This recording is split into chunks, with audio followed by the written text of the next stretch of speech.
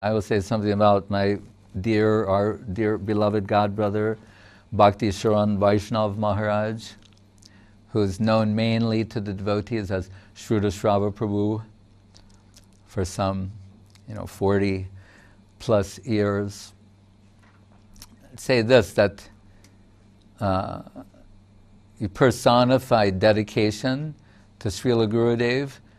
When Srila Govinda Maharaj was in SoCal and undergoing this serious operation, he had to fast. And those who know him know he cannot fast. Gurudev can do anything. Fasting for him is like, it'll make you cry. And he will not be happy if he has to. And his fast, sometimes he came to the mat. There was in the days when there was nothing there, nothing to eat, he ate newspaper. That's Gurudev. He ate newspaper. Anyway, this time he had to fast, and we're like, oh, everyone knows Maharaj can't do this. And so they're saying, if you have to eat something, like go to another building, just don't, But Srutasrava Prabhu, Vaishnav Maharaj, he thought, if Gurudev's fasting, then I'm not going to eat. I'm also fast. That type of devotion for saying, he's my master. If he's in that, then I'm also, I won't. How can I take anything if he's not taking?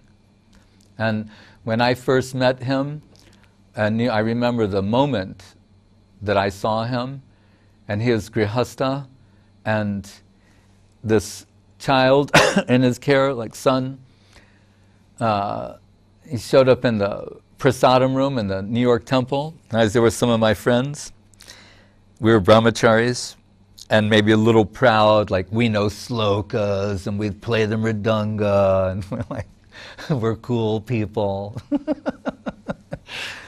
And then this grihastha comes in and sits down with this little boy at his side, and we're like, oh, who's this gentleman? And he tells the boy, like, start chanting. And this little boy chanted the whole Ishopanishad because he'd trained him. So it's like, if the kid knows all those slokas, then how many does he know? And he had such a great sense of humor. I think of one thing, I think it's funny, I don't even know if you'll understand it, but he had a first wife previously, and 2 children from this wife, Vishnu Priya and Ranajit. But then his wife was a little puggle, the separation took place, but he was in LA, we had this big temple there, 500 devotees, and so my friend who was the leader, I was the president, sees him and sees that he's wearing white, like he's still a householder. And he said, Srutasrava Prabhu, how come you're wearing... In those days, they would want you to put on saffron, which is just something, But he goes, how come you're wearing white? Your wife left. And he said, I may not have a car, but I still have a license.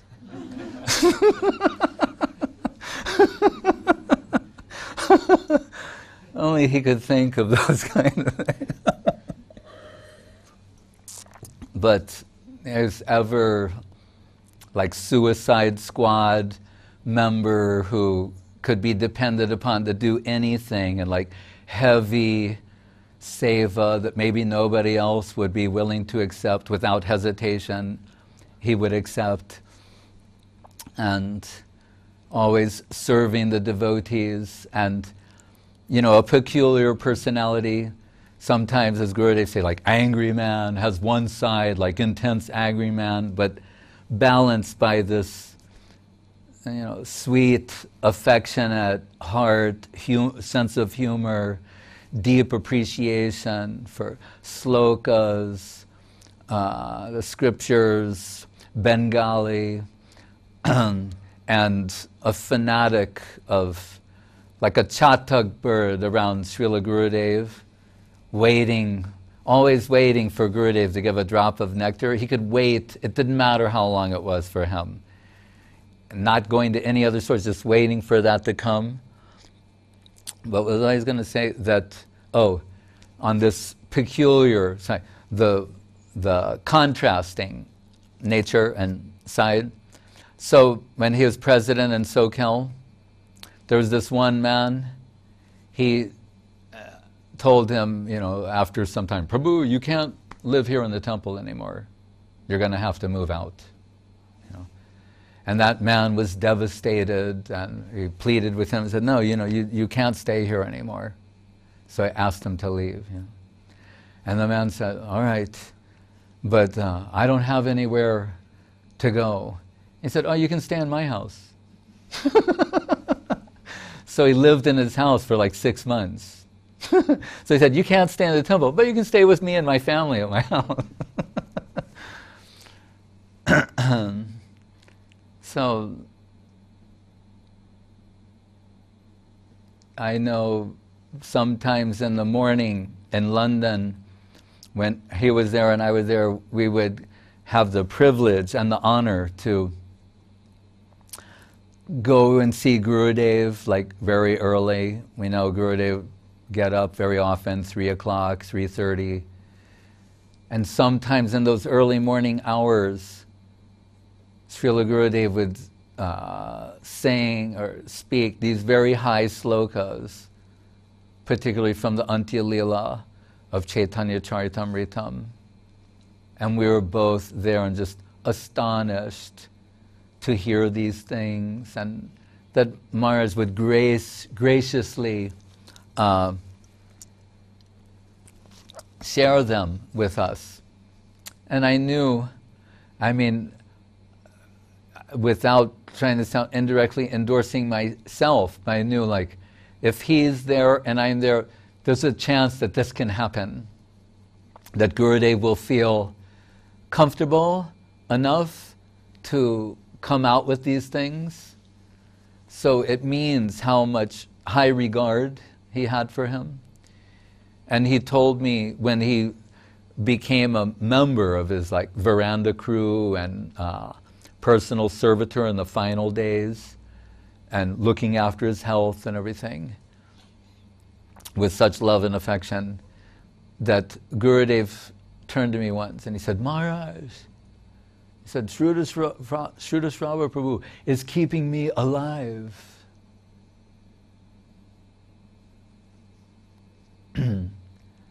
and his divine family, Sanatani, Didi, Gurudev also told me, when he left and then she came in, he had tears pouring down his face, and she was massaging him, taking care of him, and he turned to me and he said, she is treating me like her baby. And just tears he didn't cry often, but tears just streaming down his face and his voice quivering. He said, she is treating me like her own baby. So much love and affection he and his family had, and Gurudev for his family as well. And objects of affection for all the devotees, not only in California, but around the world, and everyone who had the good fortune to know him and his family considered themselves blessed and fortunate to be around such quality devotees. And he and I had many pastimes together in different places, particularly India. For a while he was my preaching partner. So we had some, what would you call them? Escapades, I guess. Because sometimes we run into some opposition with people and have to say things. But I can't discuss them all at this time. And every now and then we take a break for rasgolas. Once we went to Kesidas and we each ate 30 rasgolas. And then we went to the Kaviraj and told him that we were feeling sick. And he's taking our pulse and everything. We didn't tell him, we were just at Kesidas and ate 30. He's trying to figure out what's wrong with us.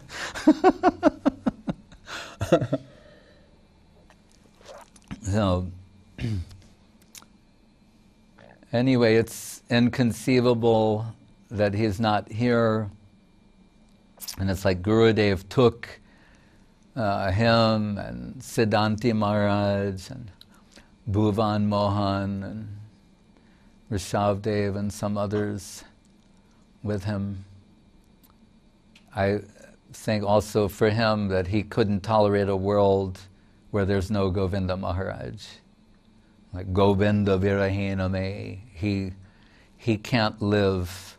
He wasn't meant to live in a world where he can't have the association. And of course, spiritually, we can answer these questions. But in a matter of speaking, I don't think Siddhanti Maharaj left a little before. I don't think he could tolerate the separation of Gurudev, and I don't think that Srutasrava Prabhu, Bhakti, Sharan, Vaishnav Maharaj could tolerate the separation of Gurudev. And that is kind of proof of how much unalloyed devotion and dedication he has. So I think they're there. Sometimes I have this vision that he left and he went to the place where Gurudev is, and he knocked on the window and the curtain parted, and there was Siddhanti Maharaj saying, "Gurudev's sleeping right now." And he's going like, "You better open the door and let me in." Right? So it's going on like that. I know for real it is. Wherever Srila Gurudev is, he's there. And with our other Guru Maharaj says, "Pranamami charanantika paricharaka sahitam." We don't just worship, just like we don't worship Krishna alone, we don't worship Guru alone. This is an important point. We worship Guru and the paraphernalia of Guru, and the loving servitors of Guru are his paraphernalia. And this is the test. Because Guru Maharaj says, "Nirmat saranam satam." In one sense, you think it's easy to know you know Krishna. Once you kind of get who Krishna is, realize the foolishness of trying to compete with him or being envious of him. But he said, but the Bhagavatam's telling you in the beginning, the real thing, are you envious of his devotee? And we learned from Gurudev, the Guru's devotees. And this is where you really get pressed, is because when you see the Guru has affection for someone, you have to align yourself with that and readjust yourself. And you cannot see some external objectionable thing. It will never cancel what's in the heart of that servitor. And some of Srila Gurudev's last words when he said, "Everyone has some fault, little or small, that is not the question. But who has this exclusive devotional mood? That has to be recognized, worshipped, respected." That's what we do. So, I told, and I said that sometimes it could be difficult to like, but impossible to love. That's how we'll see our God brothers and God sisters. Sometimes we have differences with them about this or that. Maybe at times difficult to like, but impossible to not to love. If we see they're a loving, affectionate servitor of Guru, Guru loves them, how can I not? I want to be in the good grace of my Gurudev. When some disciple of Madhava Maharaj said to him, "Why are you always praising Govinda Maharaj?" He was like envious. And Madhava Maharaj said, "I must pray. Look how much devotion he has. If I don't recognize and praise his devotion, then some fault will come to me. Then I'll be in a disconnected and an unfortunate position." So these are things we have to consider very carefully to remain in the association of devotees. Is always look to their subjective side, their devotional tendency, their devotional aspect. And Srutasrava Prabhu, Bhakti Sharan, Vaishnava Maharaj, he passed this test in flying colors with just intense, unalloyed devotion to the lotus feet of Srila Gurudev, Srila Guru Maharaj, Srila Prabhupada. Jai Srila Bhakti Sharan Vaishnav Maharaj, Tirobha Mahamahotavati ki Jai. Hare Krishna.